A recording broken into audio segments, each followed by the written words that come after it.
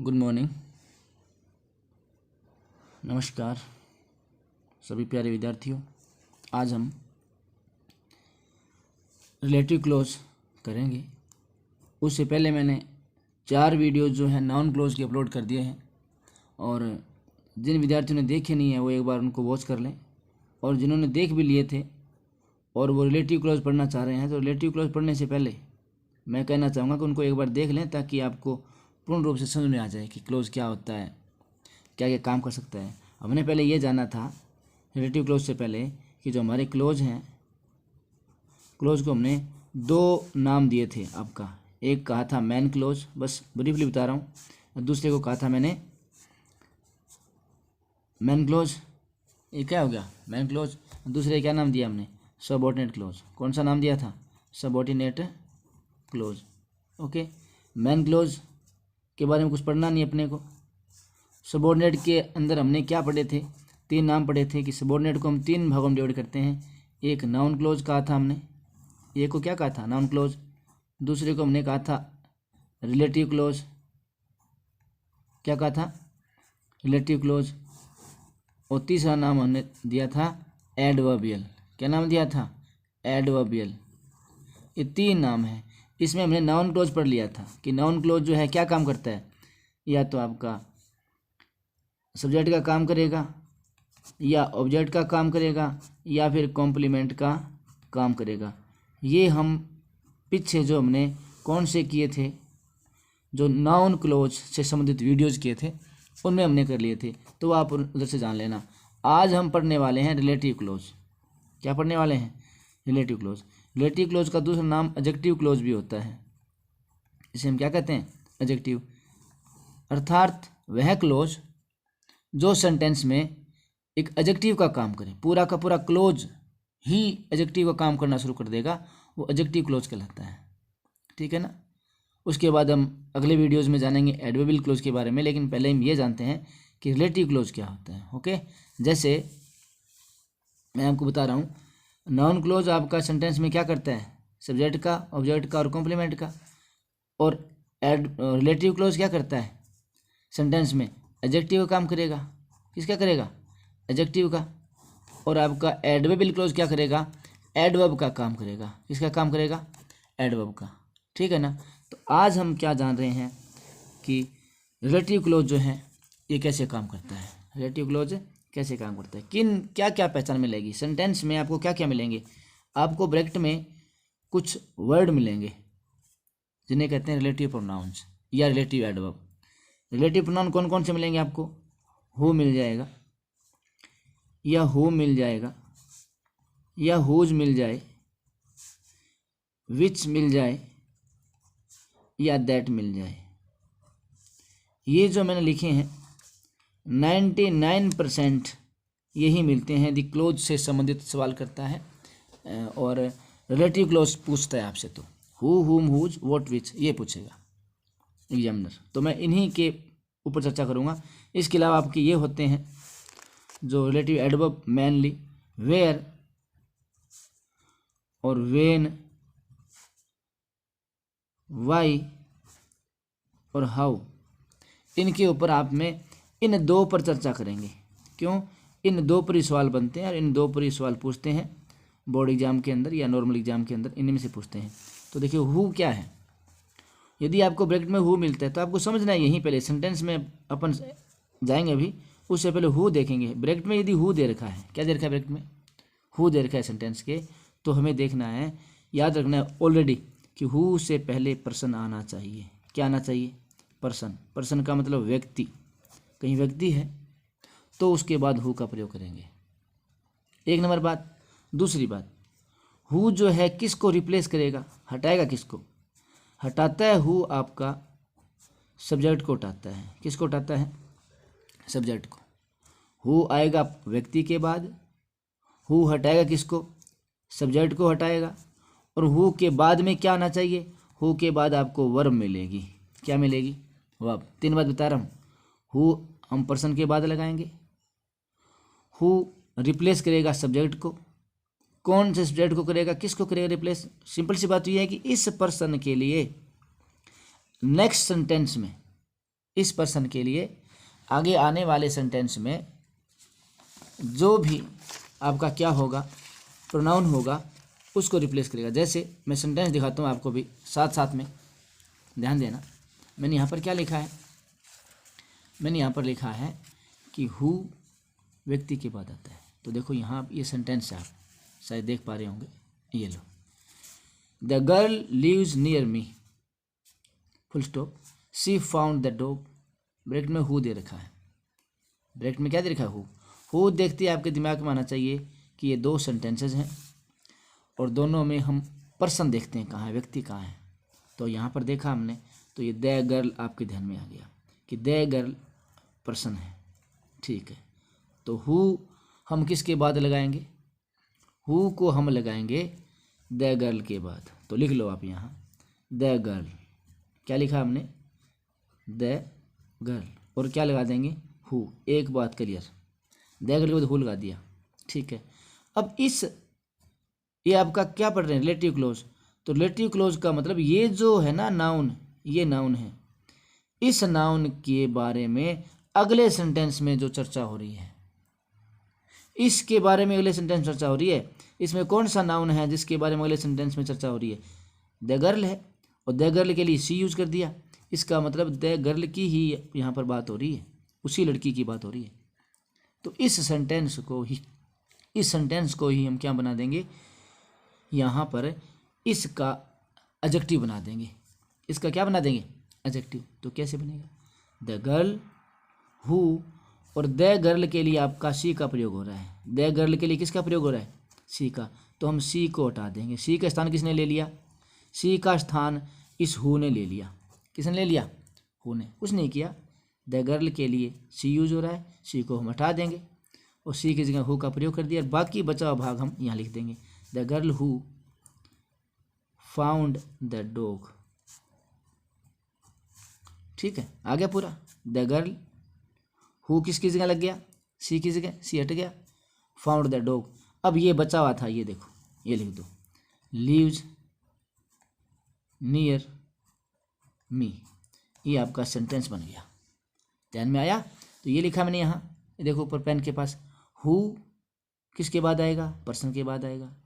Who किसको उठाएगा, subject को उठाएगा। और कौन सा सब्जेक्ट कौन सा होगा, जो इस पर्सन के लिए यूज होने वाला, इस व्यक्ति के लिए यूज होना चाहिए अगले सेंटेंस में, इसके लिए यूज हो रहा है सी। और इसके बाद क्या आएगी, वर्ब। तो ये देखो हु के बाद ये रही वर्ब। तो चीज मिल गई ना, ठीक है। अगला देखो, उसके बाद अगला सेंटेंस ये देखो, फटाफट हम सेंटेंस करते जाएंगे साथ साथ में। The boy is my friend, he broke the chair. Who का प्रयोग करना है, किसका प्रयोग करना है, हु का प्रयोग करना है, ठीक है। तो हु का प्रयोग करेंगे, तो हु का प्रयोग कहाँ करेंगे, द बॉय के बाद। द बॉय पर्सन है तो लिखेंगे द बॉय, लिख दिया, हु का प्रयोग कर दिया। अब किसको उठाएगा, हु सब्जेक्ट को उठाता है। द बॉय के लिए कौन सा प्रोनाउन यूज हुआ अगले सेंटेंस में, the boy is my friend, ये रही, ये यूज हुआ है। ये तो मोटा मोटी याद रखो, हु किसको उठाएगा, सब्जेक्ट को। सब्जेक्ट ये रहा, फिर चेक कर लो ये हुआ किसकी यूज है, द बॉय के लिए। इसका मतलब इसको उठा दिया। बाकी बचा हुआ जो भाग है वो यहाँ पर है, लिख दिया, broke the chair, broke the chair. और फिर ये लिख दो बचा हुआ भाग, इज माई फ्रेंड। ये देखो बन गया ना। बस फटाफट बनेंगे, टाइम नहीं लगाएंगे हम, जितना हो सके उतना फास्ट करेंगे। तीसरा, the man came to see us, he lost his money. यहाँ पर भी आपको ब्रैकेट में दिया नहीं, हालांकि नहीं दिया तो भी समझ सकते हैं कि द मैन है, और द मैन अब इसके लिए आपका ही आ रहा है, तो ही को उठाएंगे। तो ही को उठाने वाला कौन होता है, पर्सन, सब्जेक्ट को उठाने वाला हु ही होता है। तो आपका यहाँ पर क्या है, हु का प्रयोग करना है। किसका प्रयोग करना है, हु का प्रयोग करना है, ठीक है ना। तो हु का कैसे करेंगे, द मैन, हु, और इस मैन के लिए कौन सा आ रहा है, ही आ रहा है। इसका मतलब किसको उठा देंगे, ही को उठा देंगे, और बाकी बचा हुआ लिख देंगे, the man who lost his money, the man who lost his money, ये आ गया। अब ये जो बचा हुआ था ये लिख देंगे, ठीक है, came to see us, full stop, हो गया तैयार। नेक्स्ट 4 नंबर देखो, हु का प्रयोग करना है, हु आते ही दिमाग काम करेगा, पर्सन देखो फटाफट फटाफट देखो, ये रहा द प्लेयर, क्या है द प्लेयर, खिलाड़ी। तो देखें द प्लेयर, द प्लेयर, अब क्या लगा देंगे, हु लगा देंगे। हु आ किसको उठाता है, सब्जेक्ट को, जो इसके लिए यूज होने वाला ये रहा सब्जेक्ट ही, है ना ही। द प्लेयर के लिए क्या यूज हो रहा है, ही यूज हो रहा है, ही हटा देंगे और आगे सेम टू सेम लिख देंगे। The player who scored the goal, वह खिलाड़ी जिसने गोल किया, वॉज वेरी हैप्पी, वो बहुत ही क्या था, खुश था, वॉज वेरी हैप्पी। हो गया, शाबाश। नेक्स्ट 5 नंबर देखें, the man is my uncle, he told you about the fire. Who का प्रयोग करना है, किसका प्रयोग करना है, हु का। हालांकि जो विद्यार्थी +2 में पढ़ रहे हैं, ये आपका रिलेटिव क्लोज है, 10th में भी लगता है, +1 में भी लगता है और +2 में भी लगता है, लेकिन जो +2 के विद्यार्थी हैं उनके सिंथेसिस में बड़ा काम आएगा ये। सिंथेसिस में हो सकता है हु दिया मिले, हो सकता है आपको ऐसे ही कह दें कि इसका कॉम्प्लेक्स सेंटेंस बनाइए, तो ये कॉम्प्लेक्स सेंटेंस भी है ये। तो क्या देखेंगे, हु नहीं दिया वो ब्रैकेट में, तो भी हम पता लगा सकते हैं हु का प्रयोग करना है। क्यों, क्योंकि द मैन पर्सन है और द मैन के लिए ही का क्या हो रहा है, प्रयोग। तो सब्जेक्ट को हटाने के लिए ओनली कौन बना है, हु बना है। कौन बना है, हु। जो व्यक्ति के लिए सब्जेक्ट यूज होता है, पर्सन के लिए, उसको हु हटाता है। तो लगाएंगे द मैन, शाबाश बनाओ। हु मैं भी लिख रहा हूँ, तो आप भी पेन निकालें, फटाफट करते जाएं। The man who told you about the fire, about the fire, ये आ गया पूरा पूरा, ये हटा दिया, द मैन लिख दिया, अपने पास से हु लिख दिया। हु ने किसकी जगह ले ली, इस ही की ले ली, और told you about the fire, और बाद में ये लिख दिया, इज माई अंकल। ओके, हम हु के इतने सेंटेंस करेंगे, हु के अगला सेंटेंस उसके बाद हम करेंगे किसका, हुम का। किसका करेंगे, हुम का। हुम में क्या है, हुम से पहले भी पर्सन होना चाहिए, क्या होना चाहिए, पर्सन। हुम से पहले भी क्या होना चाहिए जी, पर्सन होना चाहिए। हुम हटाया किसको, जैसे हु ने किसको हटाया, सब्जेक्ट को, तो हु हटाता है आपका ऑब्जेक्ट को, किसको हटाता है, ऑब्जेक्ट को हटाएगा। ओके, हु हटाता है सब्जेक्ट को, हुम हटाएगा ऑब्जेक्ट को। और हुम के बाद क्या आना चाहिए, हुम के बाद सब्जेक्ट होना चाहिए और आपकी वर्ब होनी चाहिए, सब्जेक्ट और वर्ब होनी चाहिए। अब देखते हैं हुम को पढ़ते हैं, देख लो फटाफट। अब हुम पढ़ देंगे हम। हुम के ये सेंटेंसेस रहे 7, 8 और 9। आगे देखो, this is the boy you beat him, bracket में दे रखा है हुम। 12वीं के विद्यार्थियों से फिर कह रहा हूँ, ये ब्रैकेट में दिया हुआ ना हो तो भी समझो, मैं कहीं लिखा है कहीं नहीं लिखा है, क्योंकि आप समझ जाओ कि है क्या, ये हुम है। क्योंकि यहाँ पर दिस इज द बॉय, व्यक्ति कौन है यहाँ दोनों सेंटेंस में, द बॉय है ना, है व्यक्ति, तो आप लिखेंगे दिस इज द बॉय, लिख दिया। अब द बॉय के बाद किसका प्रयोग करेंगे, हुम का प्रयोग करेंगे, क्योंकि पर्सन के बाद किसका प्रयोग होता है, हुम का। तो द बॉय हुम। अब द बॉय के लिए अगले सेंटेंस में कौन सा प्रोनाउन यूज हो रहा है, याद रखना है, बस सिंपल सी बात, ये चीज़ कर रहे हो ना आप, रिलेटिव प्रोनाउन कर रहे हो, इसमें इधर जो भी नाउन होगा उस नाउन के बाद में आप रिलेटिव प्रोनाउन का यूज करेंगे, ये रिलेटिव प्रोनाउन है। नाउन के बाद में रिलेटिव प्रोनाउन का यूज करेंगे और इस नाउन के लिए जो भी प्रोनाउन अगले सेंटेंस में यूज हुआ है उसको हटाएंगे, बस ये है। तो द बॉय के लिए कौन सा प्रोनाउन यूज हुआ है, हिम यूज हुआ है ना। थोड़ा ज्ञान रखो, क्योंकि लड़का है तो ही या तो आगे ही होगा या हिम होगा या हिज होगा, 3 ही ऑप्शन है आगे। तो यहाँ पर ही भी नहीं है, हिज भी नहीं है और हिम है, इसका मतलब इसका संबंध हिम के साथ है। ओके, तो क्या हटेगा, होम को लगाएंगे तो हिम हटेगा, क्या हटेगा, बाकी सेम सेम लिख दो।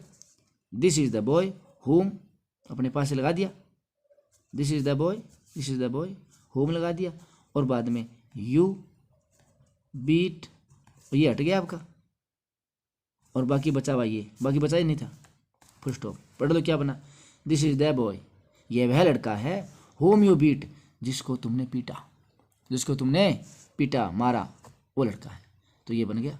तो whom ने किसको रिप्लेस कर दिया, किसको हटा दिया, ऑब्जेक्ट को हटा दिया जी। किसको हटा दिया, ऑब्जेक्ट को। ये सब्जेक्ट है, ये वर्ब है, ये ऑब्जेक्ट है। शाबाश शाबाश शाबाश, बने रहो। आगे चलो।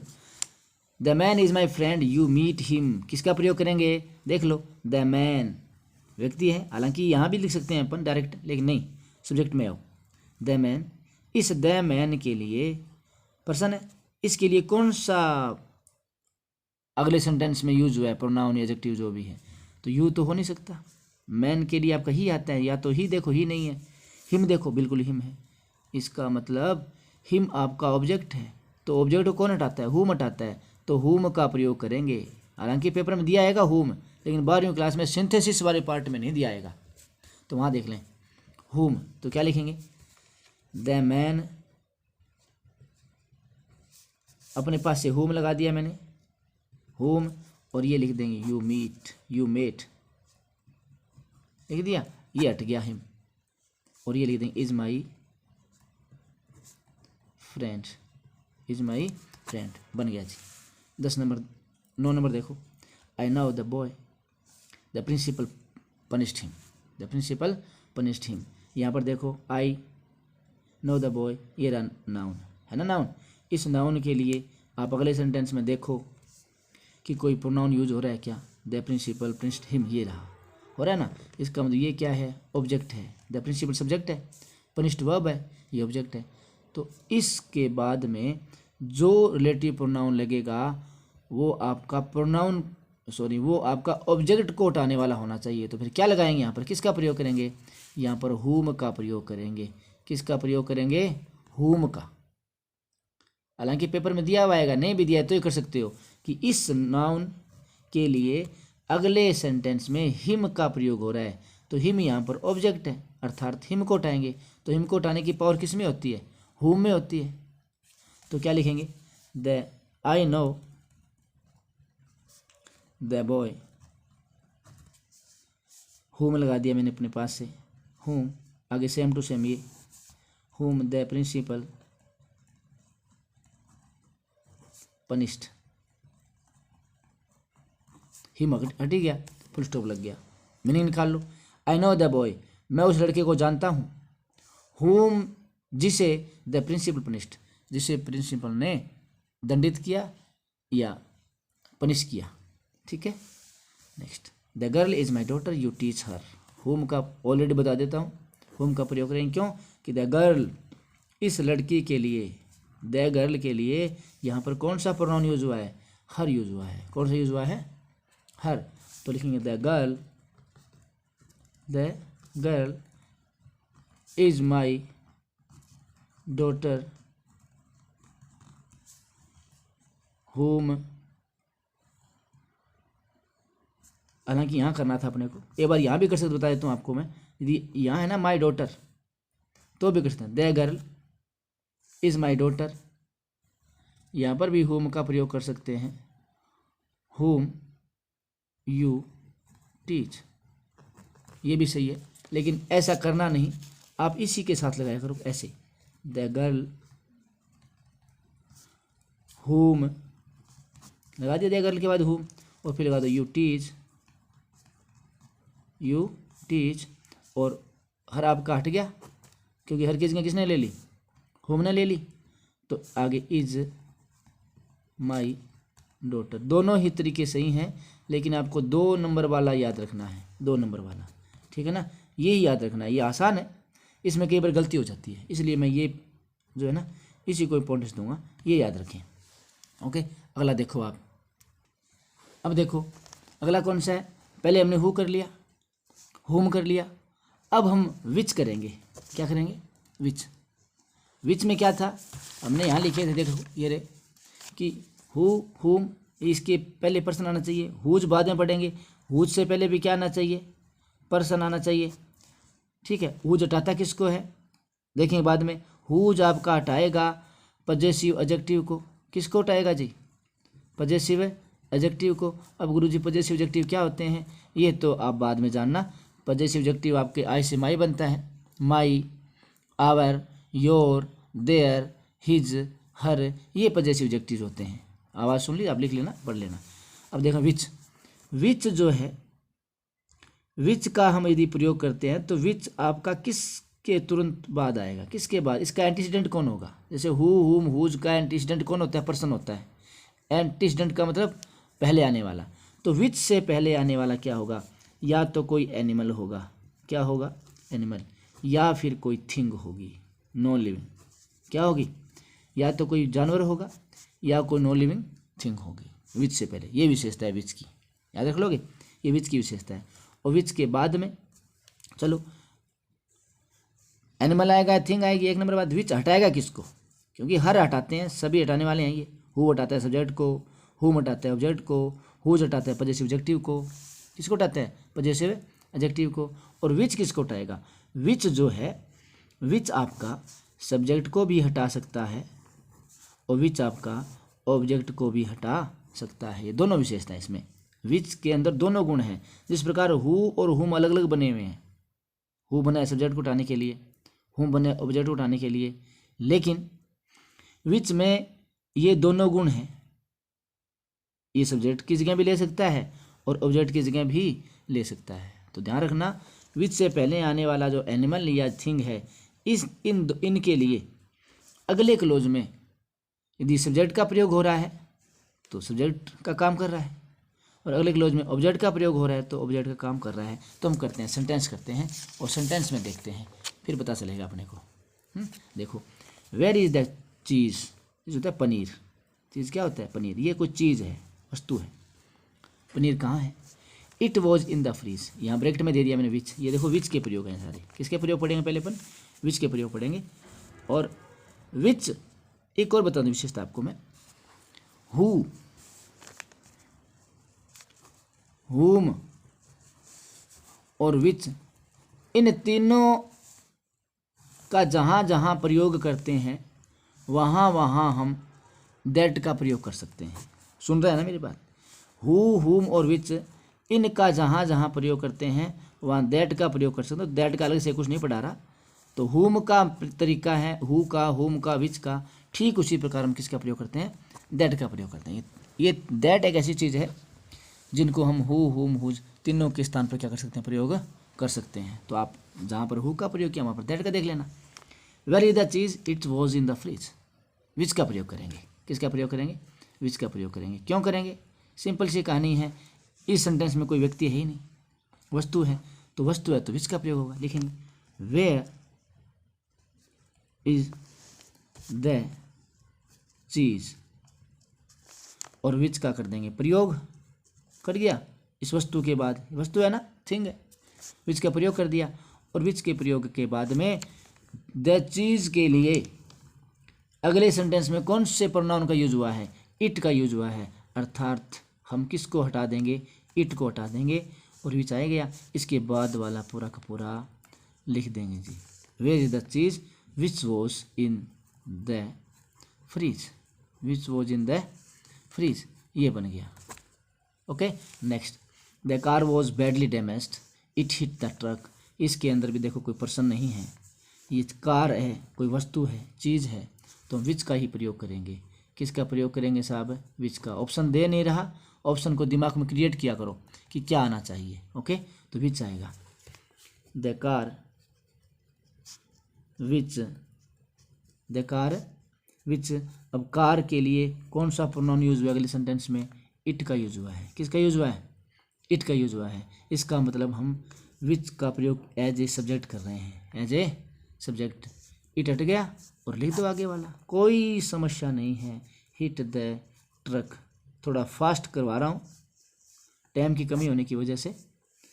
The car which hit the truck और was badly damaged, was badly damage. आप 2 बार देख लें, एक बार में समझ आए तो आ जाएगा, badly damage. 30 number, the dress was very nice, she made it last week. यहाँ भी देख लो, यहाँ पर कोई पर्सन नहीं है ना, कोई पर्सन नहीं है यहाँ, तो द ड्रेस है, ये कोई वस्तु है। तो ड्रेस के लिए हम, वस्तु के लिए किसका प्रयोग करते हैं, विच का प्रयोग करते हैं। तो हम विच का प्रयोग करेंगे। किसका प्रयोग करेंगे साहब, विच का प्रयोग करेंगे। तो यहाँ पर द ड्रेस विच अब देखेंगे द ड्रेस के लिए अगले सेंटेंस में कौन से प्रोनाउन का यूज हुआ है। यहाँ देखना है द ड्रेस के बाद विच का प्रयोग कर दिया, बिल्कुल करेक्ट। लेकिन ड्रेस के लिए कौन सा प्रोनाउन यूज हो रहा है? सी हो रहा है, बिल्कुल सी हो रहा है ना।